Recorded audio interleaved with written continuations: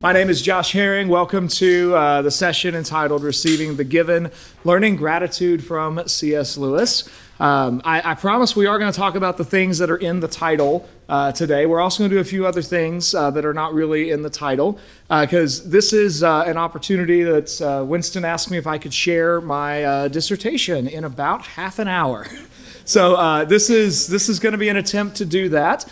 I slightly apologize in advance because there are probably going to be some places where you're going to think, wow, that's an oversimplification, and gee whiz, that's a generalization. And you're probably right because the dissertation came out at 260 pages when it was done, and I'm going to attempt to distill that into about half an hour. I want to start with just a little bit of a story for why I kind of picked this topic area, why C.S. Lewis. Several years ago, I had an opportunity to move on to a leadership role here at Thales Academy, and it was pretty early on in that position. We had a cultural moment where a decision had to be given, and I found out about the decision after the decision had already been made. And it was a cultural moment that there's been lots of those since. We now have policies telling leadership exactly how we handle those. We didn't have those policies at the time. This was the very first student to request access to an opposite-sex bathroom. And it was just kind of a bit of a question. It was like, what do we do in that moment? And the decision was already made, and it was a decision that I was trying to articulate to the rest of the team how exactly I was convinced that there was something significant here. The decision was made primarily on the utter pragmatic, and understandably so, pragmatic question of this student needs to have a place to go to the bathroom. That's I think we can all understand that's a pressing, urgent concern with children, and yet there's something else in play there. And I was struggling with how exactly do I articulate the fact that somehow there's more here. There's more than just the pragmatics. There's a recognition of what the body is, there's a recognition of what the person is, and there's a recognition of how we all interact together in community. And all of that is somehow wrapped up in this question. And I was struggling with how exactly to articulate it. At the same time, I was finishing a doctoral program, at least coursework, and I was looking at the looming dissertation. And of course, as I'm sure you're all aware, the big thing you need to find if you're ever going to write a dissertation is something that's not been written about to death. They really like it if you can find something really new, and that's hard to do. I've had a lifelong love of C.S. Lewis's books, and I took my last tutorial class, and I spent it on reading C.S. Lewis with a professor one summer. And as I was reading Paralandra, and I noticed something. I'd read Paralandra 3 or 4 times before, but these passages leapt out at me this time. All of a sudden, I was like, whoa, Lewis is talking about gender. And he has these really weird passages where he seems to imply that gender is somehow more real than biological sex. It's like, whoa. And I was like, flip back to the copyright page. When was Lewis writing this? 1947. Like, where this seems so contemporary, yet Lewis is writing about this way back 70 years ago. What's going on? And I was determined. I was like, okay, I think this might be worth looking for. And I quickly started looking around other places Lewis was writing and discovered Lewis has a lot to say about gender. He has a lot of views about masculinity and about femininity, what those are, and how we react to those. And I decided this is what I'm going to explore. I'm going to see if I can find in C.S. Lewis an answer to my question. How can I articulate this sense there's something significant going on here?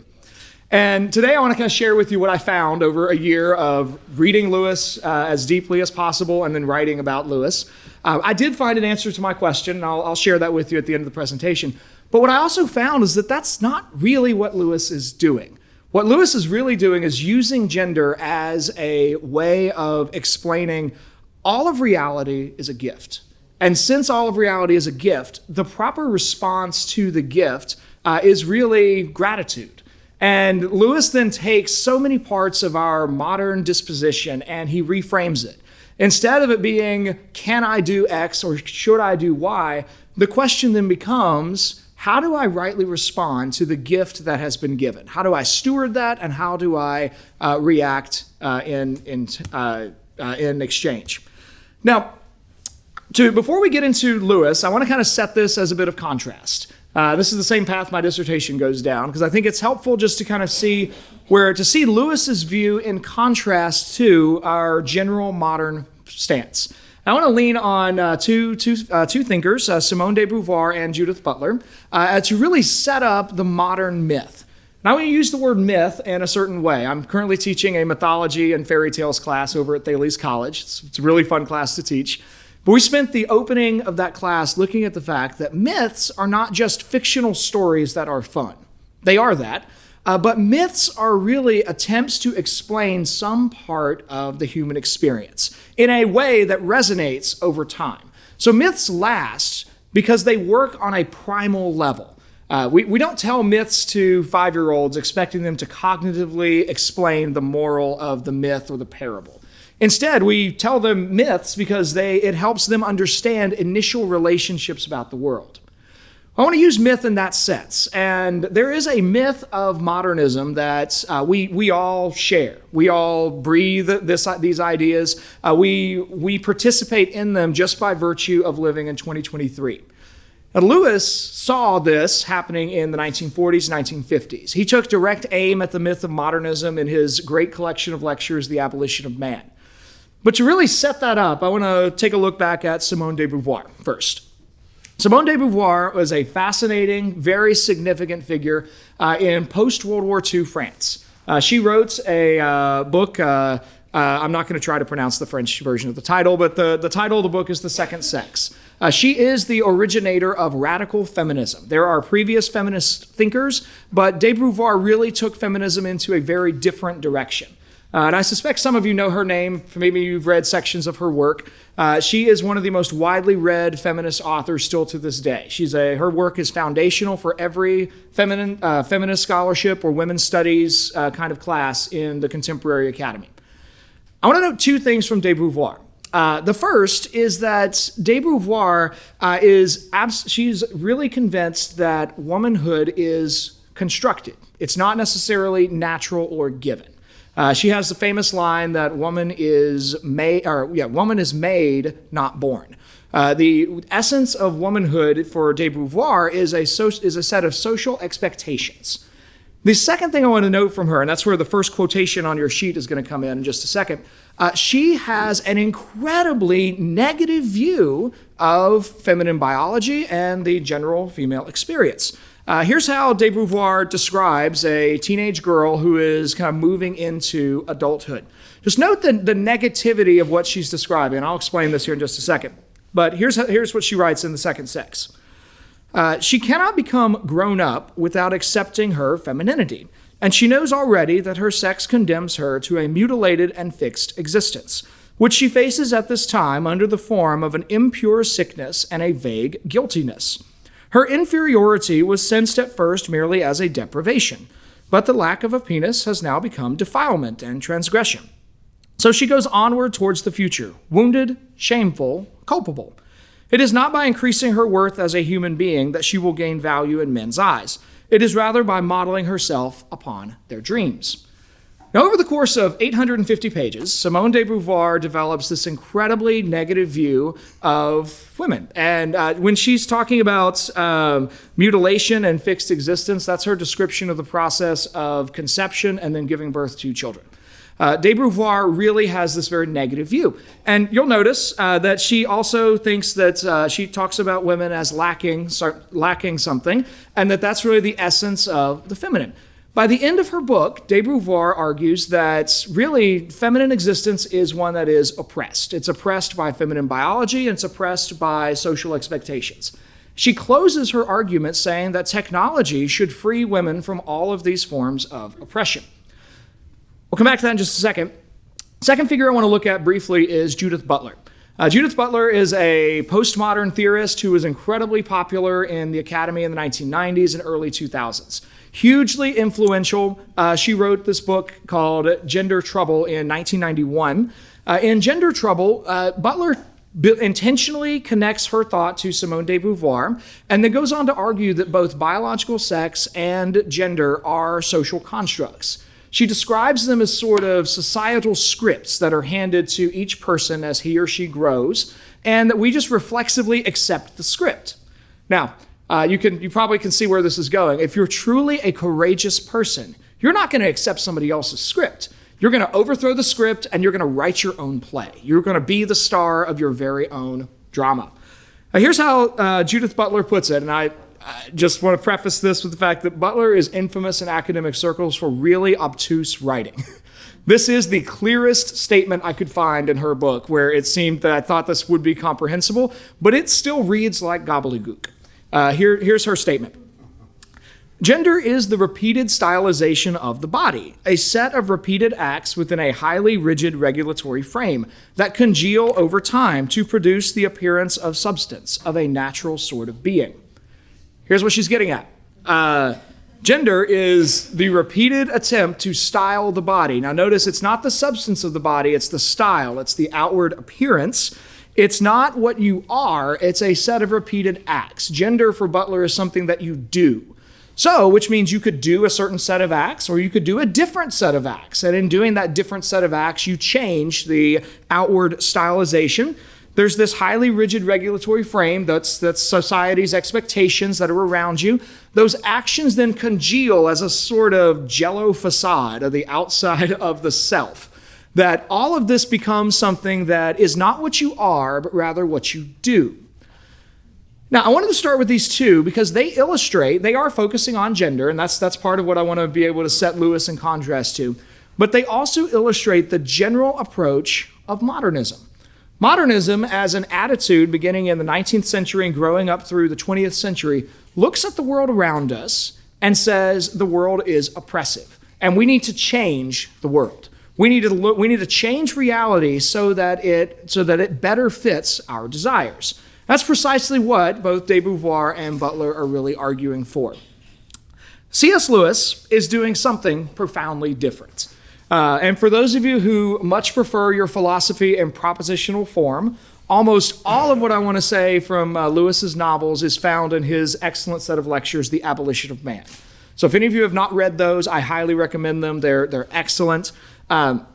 In the 1940s and into the very early 50s, C.S. Lewis wrote a trilogy of science fiction novels intended for adults. Hopefully everybody in the room is familiar with the Chronicles of Narnia. These are Lewis writing on a much more complicated level.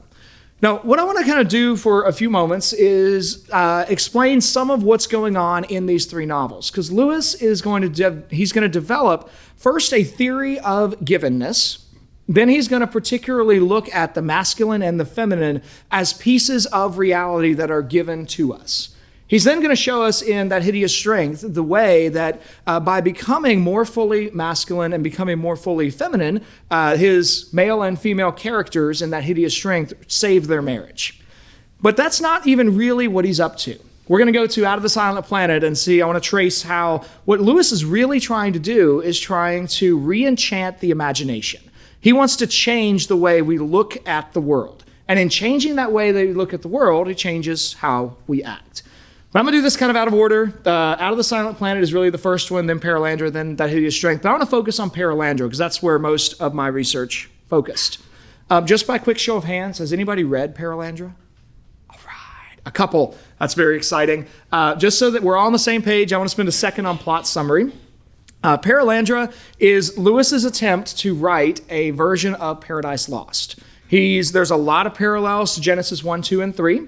It's set on the planet Venus, which he calls Paralandra in his schema. And we're going to have an Adam and Eve figure, Tor and Tenedril, or the king and the lady, respectively. This is a pre-fall paradise. And like in Genesis and like in Paradise Lost, the question is, will the rational creatures obey God, or will they do something different and in doing so doom creation to the curse of sin and death? Where Lewis has a lot of fun is in taking Milton's work and then trying to make a couple of changes to do something really different. He's going to have a character named Ransom who represents God. And there's going to be another character named Weston who represents the demonic. He's kind of the talking snake in the Eden story. And together, then they're both trying to persuade the lady what she should do. The best part of the novel is when Ransom realizes that the lady has had her chance to say no, but the devil figure is still asking and asking and asking. And Ransom decides the only real thing to do is to take up fist and literally punch out the demonic figure. And it's a fabulous, fabulous scene. Now I'll take us back to the beginning of the novel, because the beginning of the novel, Ransom arrives on Paralandra. And he initially, he doesn't know what his task is yet. He doesn't know that he's going to spend a lot of time talking to the lady. But he initially learns that Paralandra is a water planet. And it has these huge towering waves. Those waves become really significant. They're the first of two controlling metaphors that Lewis uses to develop his idea of the givenness of reality. So look with me on your handout. This is the third quote on the front of the page. This is Ransom's initial experience. There was a wave ahead of him so high that it was dreadful. We speak idly in our world of seas mountain high when they are not much more than mast high. But this was the real thing. If the huge shape had been a hill of land and not of water, he might have spent a whole forenoon or longer walking the slope before he reached the summit. It gathered him into itself and hurled him up that elevation in a matter of seconds. But before he reached the top, he almost cried out in terror. Then he found himself rushing once more downhill. I hope you can envision these towering waves and then Ransom floating on the surface of the water. He doesn't know this yet, but it's impossible for him to sink. He can't drown, but he has to figure out what to do with these waves. His first response is to try and overcome the wave, to go against the wave. And he discovers that's pointless. He can't do that. But then he discovers instead, if he receives the wave and then goes where the wave is sending him, he actually gains a slight amount of control over his direction. And that becomes Lewis's first big picture of what the givenness of reality is all about. The wave becomes a depiction of how all things are given to us, and then our question is, how do we receive them and go with them according to their nature? Where throughout the novel, the phrase, this is a wave that was sent, becomes representative of divine providence. That the fact that there is air to breathe and sun to shine, this is a wave that is sent. When Ransom is hungry and there is food to be had, that is a wave that is sent. When he needs transportation and a dolphin shows up, that too is a wave that is sent. Now, Ransom goes on, and a couple hours later, he arrives on a floating island. And there on that floating island, he discovers a fruit tree. And he's hungry, so he takes a fruit and he eats. And it's significant to note that he did not plant the tree. He did not cultivate the tree. The tree itself is a gift. The fruit is also a gift that is provided to him from Paralandra. Look with me at the next quote, and particularly notice the description of the pleasure that's found in this fruit. But then it was so different from every other taste that it seemed mere pedantry to call it a taste at all. It was like the discovery of a whole new genus of pleasures, something unheard of among men, out of all reckoning, beyond all covenant.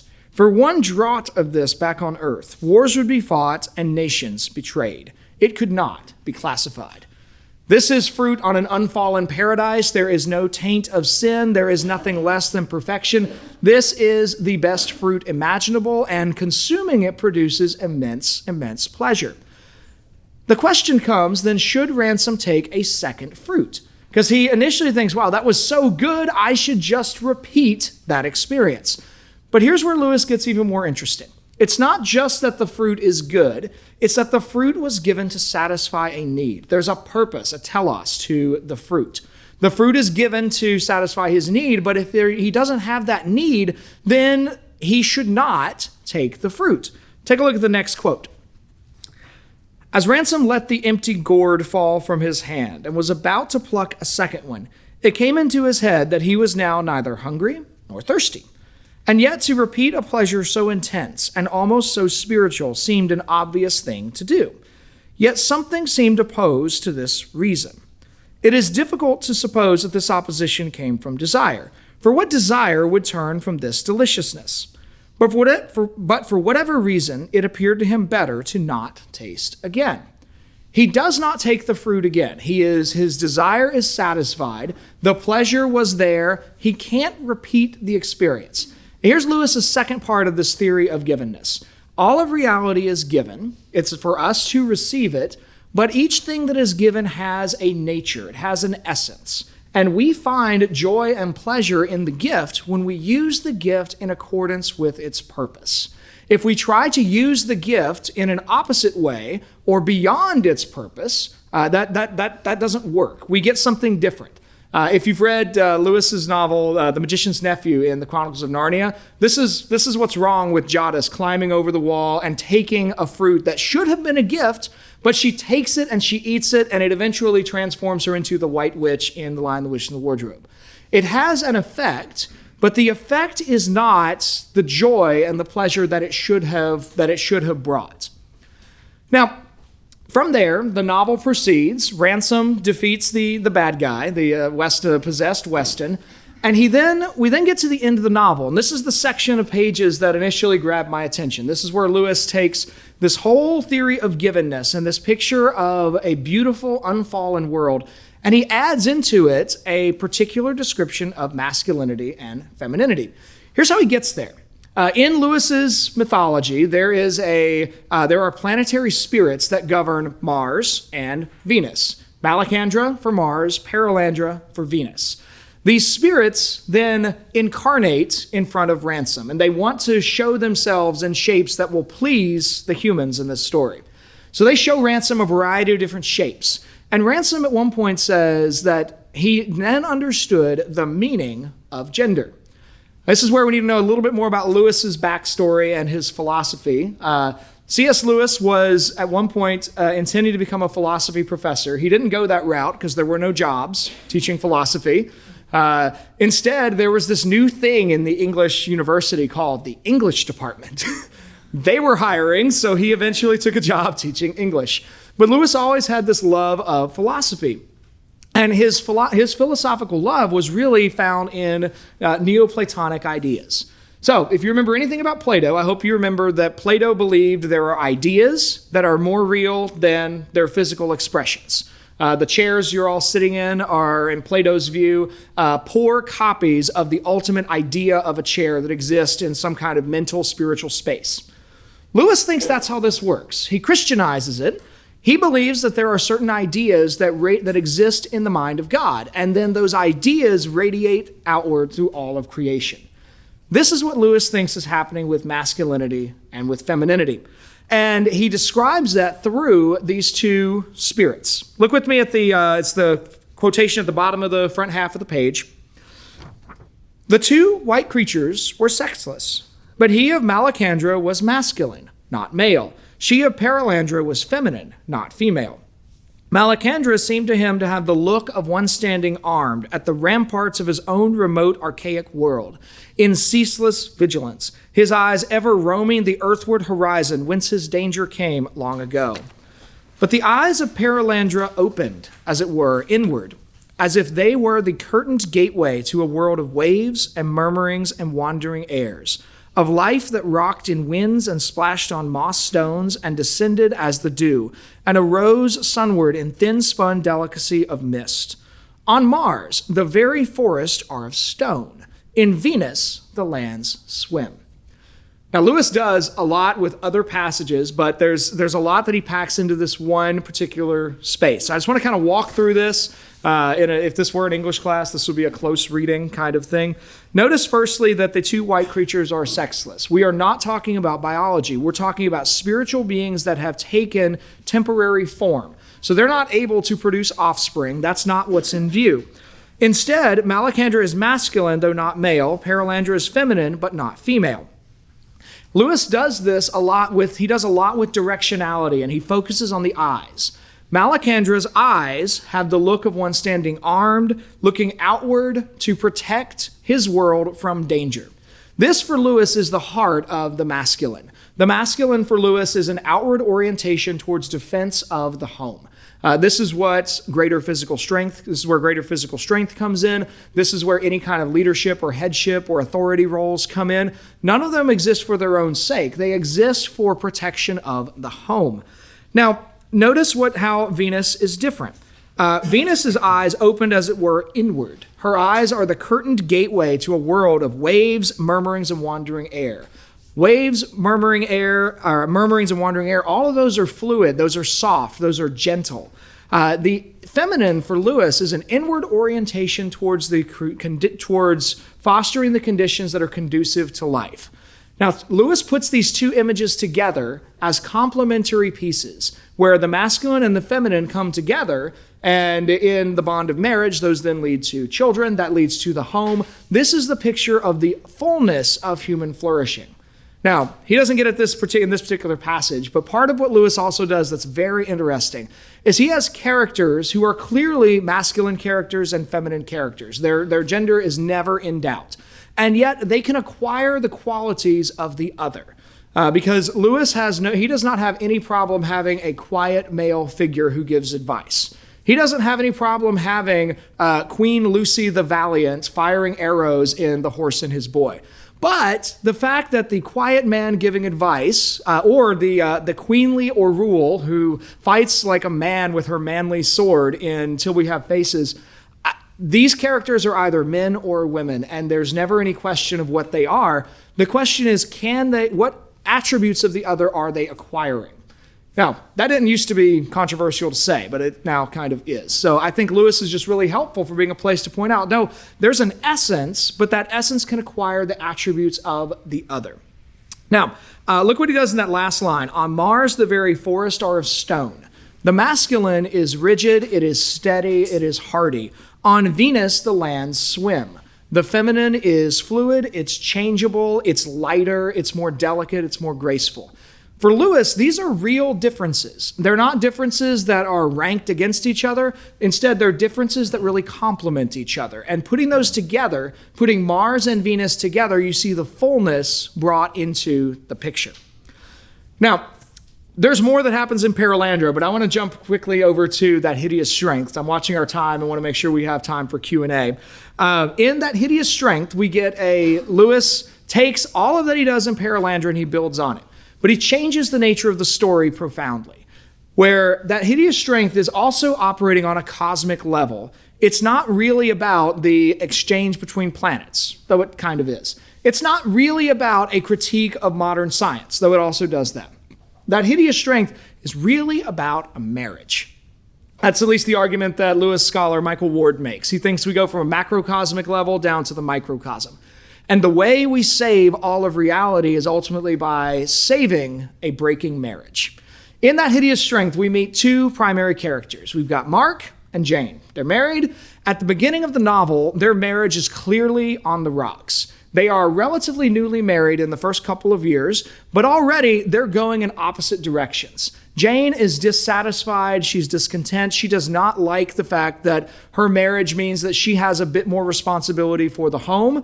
She wants to be over there writing her dissertation on John Donne, but she just can't quite get it going, and she's like stuck and dissatisfied. Meanwhile, Mark is over a young sociology professor at Acton College, and he is the social climber. And he's always looking for people who can help him get one step closer into the center of an organization or one step higher on the ladder of success. The problem in their marriage is that both of them are bad at being themselves. Jane is insufficiently feminine, Mark is insufficiently masculine. By the end of the novel, their changes result in both of them becoming much more fully themselves. Jane's journey involves going into Ransom's newfound community at St. Anne's, where she meets a character named Mother Dimble. Mother Dimble is delightful. She's this kind of elderly matron lady who never had children of her own, but she sort of combines a pagan priestess with a British Christian wife and puts those together in the same figure. And she just is this radiant image of mature femininity that Jane finds very interesting and attractive. It's totally different from like the modern feminist ideas that she had been taught and had been kind of accepted. Jane also learns there that if she's going to have true happiness, she has to learn first to submit to God as her creator and then to God's representative, which in this case is Ransom. And she balks at this. It's a really interesting scene because she tells Ransom, like, wait a minute, submit. That's a bad word. I don't do that. And Ransom tells her, no, actually, every creature exists in relationship to those that are higher and those that are lower. And it is the responsibility of every human being to learn to receive the submission of what is lower and to give your submission to that which is higher. And that's just how reality works. And she does learn that, and it literally, it changes her into a much happier creature by the end of the story. Meanwhile, Mark is getting deeper and deeper into a really weird science cult.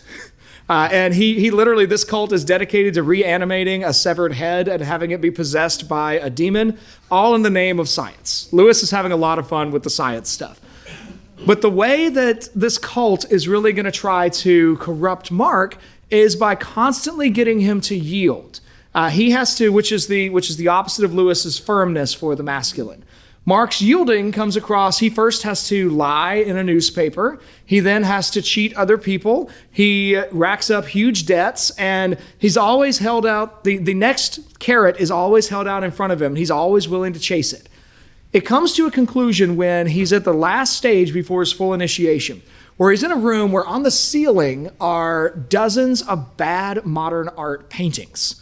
These modern paintings are supposed to fully decenter his mind so that he will lose track of all sense of reality and thus be the perfect vessel for a demon. The opposite occurs because he looks at the paintings and he's like, man, these are awful paintings. And then he has this realization that if they're so bad, there must actually be a good painting. And it's at that moment that Marcus hit rock bottom and he starts to rebuild. He builds a firmness that marks him as far more masculine than he had been in the rest of the story. And he realizes that he had been a terrible husband and he had kind of abandoned his wife to chase his academic dreams. And he really needs to go back to her. He has this great moment where he talks about the fact that he had trampled in where angels dared to trod. And that's his description of approaching his wife in their bedroom. And he had not done that with any sense of delicacy at all. He had just been an awful husband. The novel concludes with Mark and Jane's reunification, where Mark learns there is a cabin that Jane is going to meet him at. And he goes to the cabin, she's not there. Well, instead of going off and being with other people, Mark goes into the cabin and he waits for Jane. Jane arrives a couple hours later, and she sees that Mark has left his coat hanging on a bush outside of the cabin. And she picks up the coat, and she folds it, and she goes in to Mark. That's the end of the novel. Lewis is doing at least two things in that moment. First off, he's inverting our expectations. This is one of the places where each of them have an essence, but they can acquire the attributes of the other really comes into play. We would traditionally expect that Mark would go into the cabin to meet Jane, but instead Lewis is going to flip that. And he's doing that very intentionally because he set this up where each of them has to make a choice to choose the other. And there's no force, there's no compulsion, nobody's forcing their marriage to come back together. They each, from where they are at, Mark has to choose to actually be there. And then Jane's choice is to actually choose to go in and submit to Mark as her out of her newfound femininity.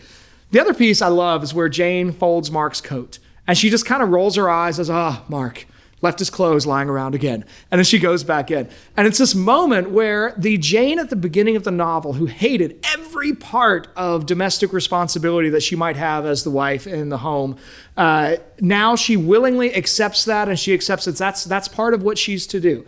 Her responsibility is to form the home, and that does involve a bit more domestic work, and she accepts that. Now, all of this is interesting. What on earth is Lewis actually doing?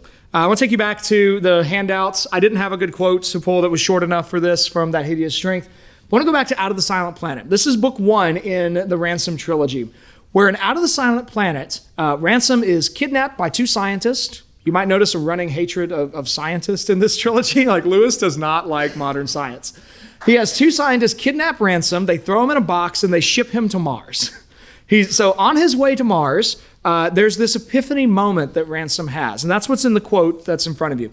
I apologize for the spacing on the handout, but it's the part that starts with Out of the Silent Planet, about 5 lines from the top, where Lewis writes, "A nightmare, long engendered in the modern mind by the mythology that follows in the wake of science, was falling off him. Ransom had read of space. At the back of his thinking for years had lurked the dismal fancy of the black, cold vacuity, the utter deadness which was supposed to separate the worlds. He had not known how much it affected him till now. Now that the very name space seemed a blasphemous libel for this empyrean ocean of radiance in which they swam, he could not call it dead. He felt life pouring into him from it every moment. How indeed should it be otherwise, since out of this ocean the worlds and all of their life had come? He had thought it barren. He saw now that it was the womb of worlds, whose blazing and innumerable offspring looked down nightly even upon the earth with so many eyes, and here with how many more? No, space was the wrong name. Older thinkers had been wiser when they named it simply the heavens which declared the glory, the happy climes that lie where day never shuts his eye, up in the broad fields of the sky. He quoted Milton's words to himself lovingly, at this time and often. What's happening in this moment is that Ransom has accepted a certain mythology. It's a modern scientific mythology connoted by the term space. It's a scientific, astronomical term that precisely describes the distance between planets. And yet his experience is that mythology failed to accurately explain the world. And he goes back to an older view. He goes back to say, no, actually, that term, the heavens that connotes the idea of life, that connotes the idea of knowledge, seeing, rational beings. The heavens is a far better term to describe what he's seeing. Now, this is what Lewis is up to, and this is what he does in really all of his writings. He's looking at the modern world. He sees obvious problems where we've gone astray by following usually bad philosophy and bad materialistic impulses, all kinds of things. He doesn't necessarily write a polemic against those things. Instead, he tries to give us living images of what does it look like to embrace a different mythology. So remember we talked at the beginning of my talk, I mentioned that idea of a mythology as a story that rightly explains our experiences. It's in this sense that Lewis is attempting to re-enchant our minds. He wants us to be able to look at the world and see it as a place of wonder. If we do look at things with a scientific perspective and we name trees precisely, we should do so without losing the sense of wonder that there is a thing called a tree, that there is a small leaf that can manage to grow to something like 20 times its original size, and that it can gather energy from sunlight, and that the wonder of photosynthesis should never leave us, even if we put scientific names on it. Lewis quotes here from one of the Psalms, the heavens which declared the glory, and then he also looks at a line from Milton. Happy climes that lie where day never shuts his eye, up in the broad fields of the sky. Now, what Lewis then does, what he accomplishes, I think, in these novels is at least two things. He does address the question of gender. It's what I was looking for all along. He does that by saying, like, look how complex the masculine really is. Look how wonderful the feminine really is. And he says these are real things. These are real directional impulses that do work themselves out in our biology and our disposition. But then he preemptively, because again, 70 years before anybody was talking about transgender ideology, he preemptively reframes the discussion. It is not about felt experience. Instead, it's about whether or not we first understand who we are and what we are, and then in that understanding, receive ourselves as a gift, and then express gratitude as the right response to that gift. That's what Lewis is doing on the gender front. But he goes way further than that. He's not content to stop there. That's the way that we ought to respond to the existence of other people. We ought to see all other people as a gift that is given to us. That's the way we ought to respond to the world as a whole. The fact that we live in a world that has a balance of colored light every morning and every night is a wonderful, fascinating thing. And we ought to never lose sight of the wonder of the gift of sunrise and sunset. We ought not lose sight of the gift of the night, of the stars in the sky, and the gift of this beautiful world. And all of that brings us back to us as teachers, in a way, because in The Abolition of Man, Lewis does talk about the goal of education. He goes back to Aristotle and says that the goal of education is to help students love what they ought to love and hate what they ought to hate. There are things that we should hate. At Thales, we talk a lot about all of those 15 outcomes over on the board. We hate failures of integrity. I think every teacher who has had the experience of like students you love that you've taught who cheat, whether you have ever taken a moral philosophy or an ethics class, you hate it. Yes? Like we hate it. We want our students to hate it. And it's a long game to get them to hate failures of integrity. We want our students to love strong work ethic. We want our students to see the connection between working hard and finding success. We want our students to see that when you receive a gift, giving thanks for that gift is the right response. So if Lewis is right, and if all of reality is a gift, if the givenness of reality is part of our experience, because after all, none of us are gods. None of us made all that we experience. We grow into the world, we receive it as an inheritance from our predecessors, and we pass that on to our children and the next generation. We receive the gift, the right response is gratitude. When we run into students who fail to respond with gratitude, whether it's a question of gender, or whether it's a question of nature, or whether it's a question of, oh, you were hungry and I managed to find you an extra lunch on a Tuesday at 12:30, then the answer is still the same. You should respond with gratitude. How do I help you as a student see that you have a debt of gratitude to repay? So that's Lewis. I think he gives us a beautiful picture of the givenness of reality. He helps us better see the world. He helps us better see ourselves and each other. And in doing that, when we perceive that rightly, there's only one right response, and it's the response of gratitude. Thank you, everybody, for your attention. I'll be around today if anybody wants to talk about any of this.